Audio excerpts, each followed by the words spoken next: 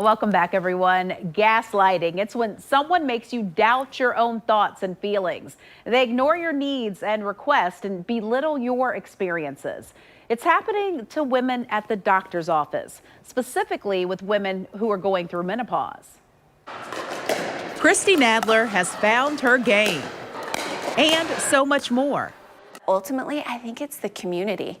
I think it's the community and the friends that I've met and ladies that are going through the same thing that I'm going through. Like so many middle-aged women, the 47-year-old was hit hard by hot flashes, sleeping problems, heart palpitations, and low energy. Doctor after doctor after doctor after doctor told her nothing, absolutely nothing was wrong.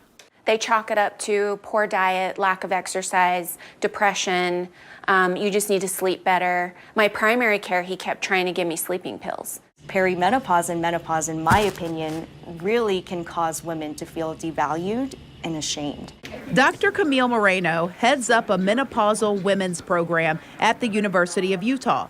She says it's common for women to be dismissed by their healthcare providers. A survey by the North American Menopause Society found that 45% of women reported their healthcare provider did not take their menopause symptoms seriously. The increased risk for a menopausal woman to have high blood pressure, high cholesterol, since estrogen does have protective effects at the level of the heart. Your lifestyle could also impact the severity. Smokers tend to hit menopause 2 years earlier. Your race even plays a role.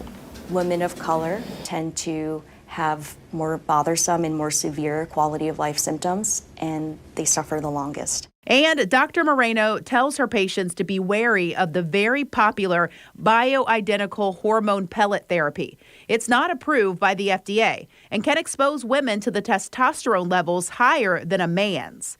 And she emphasizes to search for a doctor who will work with your specific needs. They don't have to go through this by themselves. Christy was first prescribed an estrogen patch.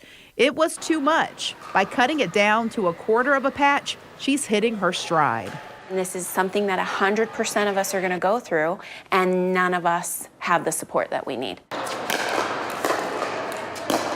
Good to talk about it, too. So a study published in the Journal of Women's Health found that African American and Hispanic women were more likely to feel that their healthcare provider was dismissive of their menopause symptoms than white women. This highlights the need for culturally competent care that takes into account the unique experiences and needs of different groups of women. And the lack of care they found is likely not intentional. A survey of healthcare providers found that many do not feel adequately trained to manage menopause symptoms and might not be familiar with the latest research and guidelines.